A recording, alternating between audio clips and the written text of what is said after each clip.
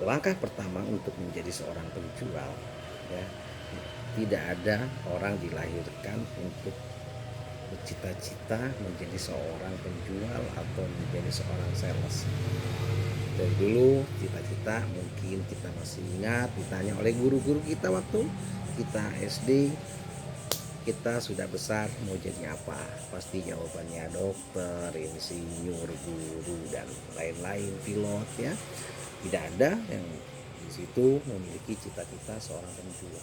Setelah saya analisa, setelah saya riset, saya random, ternyata penghasilan menjadi seorang tenaga penjual itu lebih menjanjikan daripada kita menjadi seorang karyawan. Untuk menjadi penjual, kita bisa menggali potensi, bisa berkarir menjadi salah satu pengusaha. Jadi ikuti terus ya. Dan di sini saya akan berbagi pengalaman bagaimana langkah-langkah kita untuk menjual produk apapun dengan mudah. Untuk menjadi seorang penjual, langkah pertama adalah saudaraku. Yang pertama adalah yang terpenting, kita harus menanamkan di dalam diri kita itu adalah kemauan. Itu yang pertama. Setelah kemauan, ya, tentunya itu didasari niat, ya, bukan kemauan untuk mencoba-coba, tapi sekali nyebur terus di situ kemauan. Modal pertama itu adalah kemampuan. Kemampuan itu terus akan kita gali, kita belajar, dan belajar. Karena sebagai seorang marketing itu kuncinya belajar. Hidup ini belajar. Selesai belajar mungkin kita sudah tidak ada di dunia ini. Jadi saudaraku, terus belajar tentang bagaimana cara menjual. Setelah kemampuan, tentunya kita di sini bagaimana memahami bahwa seorang penjual itu harus memiliki yang namanya ilmu. Apa itu ilmu? Ilmu itu bisa kategorikan sebagai mental. Perlu kita ketahui, ya, semua tanpa ilmu kita tidak akan bisa berbuat apa-apa. Karena dengan ilmu lah semua orang bisa menghasilkan uang. Kenapa saya sampaikan tadi belajar? Untuk kita mendapatkan ilmu, karena ilmu itu adalah mental. Kenapa saya sebut sebagai mental, saudaraku? Kita ambil contoh, ya, seorang penyanyi kondang seperti Iwan Fals, Judika, karena mereka memiliki skill, memiliki kemampuan, memiliki ilmu, mereka tampil di ribuan orang, mereka tidak merasa takut dan mereka pede karena mereka bisa bernyanyi, bisa bermain gitar, karena vokalnya bagus. Mau ribuan orang mereka tampil dihadiri oleh jutaan orang, mereka tetap akan pede dan mereka akan memberikan penampilan yang luar biasa. Karena itu semua didasari oleh ilmu. Dia memiliki keberanian karena memiliki ilmu. Gak bedanya kita ya, tidak punya ilmu membawa mobil atau kita mengemudi mobil, ya kita tidak bisa, tidak berani. Tapi kalau kita sudah memiliki ilmu, tentunya keberanian itu akan timbul di dalam diri kita, karena semuanya mental itu sebenarnya ilmu. Jadi saudaraku, belajar untuk kita mendapatkan ilmu apapun, karena ilmu itu menjadi salah satu keberanian dan mental kita, termasuk ilmu menjual. Yang terpenting yang tadi saya sampaikan saudaraku, ya, untuk menjadi seorang penjual, ya, karena di sini sebagai seorang penjual atau kita kategorikan adalah sales marketing, ada sales masa lalu, ada sales masa kini, dan ada sales masa depan. Nah, pertanyaannya, saudaraku, apa yang ada di sales masa lalu, sales masa kini, atau sales masa depan? Kalau kita pengen ada di sales masa lalu, cukup tidak usah belajar, hasilnya pun akan hanya menjadi masa lalu, kesulitan dan kita tidak akan ada hasil. Kalau masa kini kita hanya kondisi saat ini, jadilah menjadi sales masa depan, atau kita sales atau berbicaranya menjadi marketing masa depan. Saudaraku, untuk menjadi seorang marketing masa depan tentunya harus memiliki masker. Apa itu masker? Bukan masker corona, ya, untuk mengantisipasi. Sekarang menghindari virus aja pakai masker. Nah, seorang marketing itu harus memiliki masker.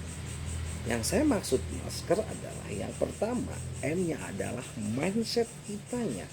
Bagaimana kita memiliki pola pikir berbeda dengan orang lain.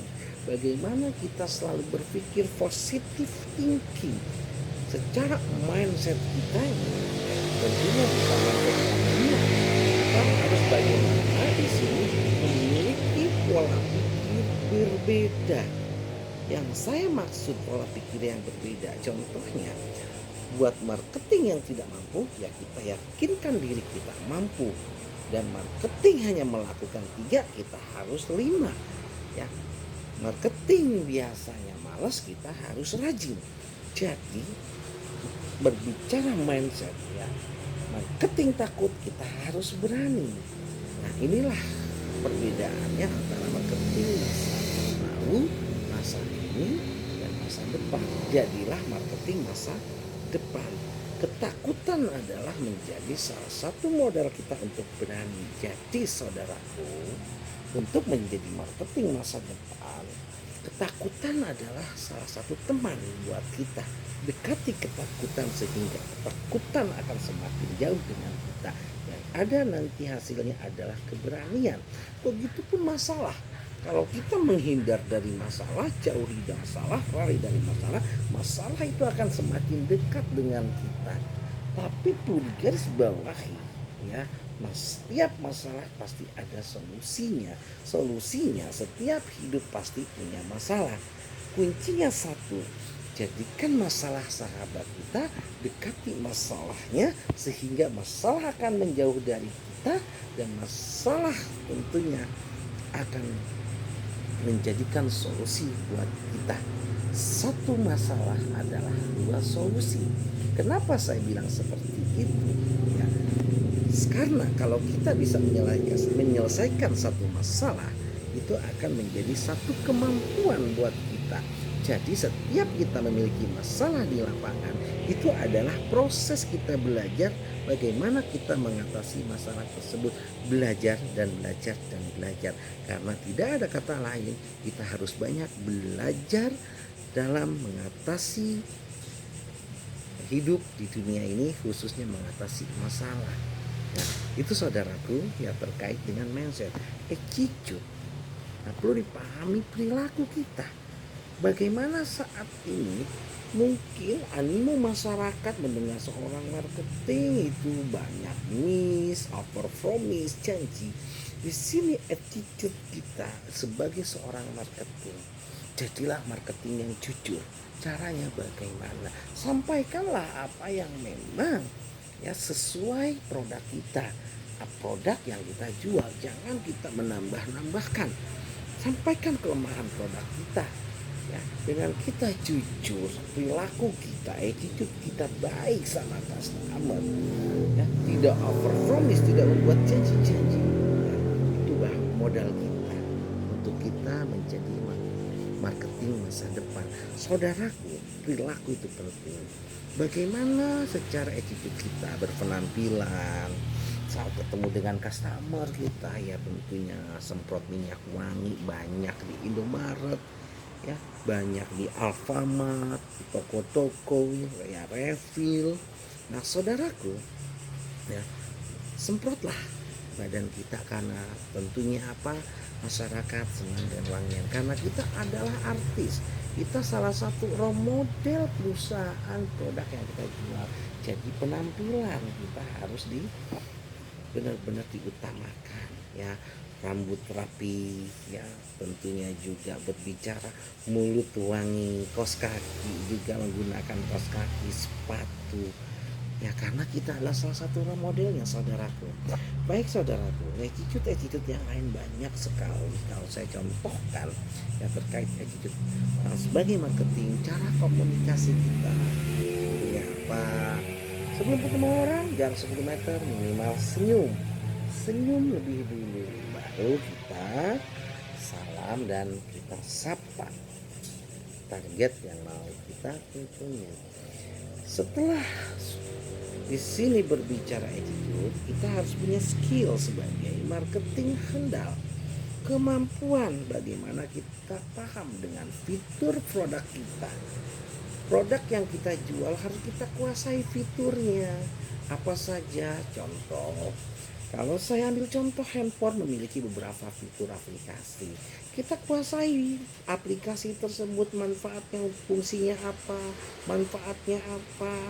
Ya, tentunya memberikan kemudahan dan solusi buat si calon customer kita. Kuasai knowledge-nya. Bagaimana kita menguasai fitur dan fungsi dan manfaat produk knowledge yang kita akan jual, saudaraku. Ya, itu yang paling terpenting. Untuk simpelnya, kuasai aja fitur-fiturnya apa sih, ya.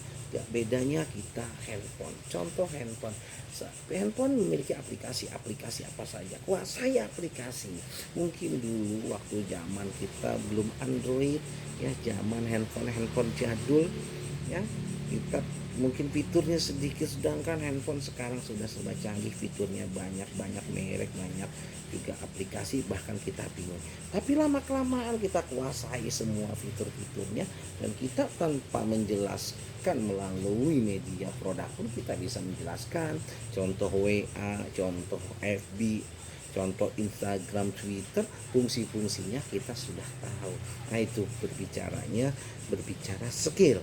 Nah, untuk selanjutnya selain skill, tadi saya sampaikan masker, MAS, ya. K-nya adalah pengetahuan.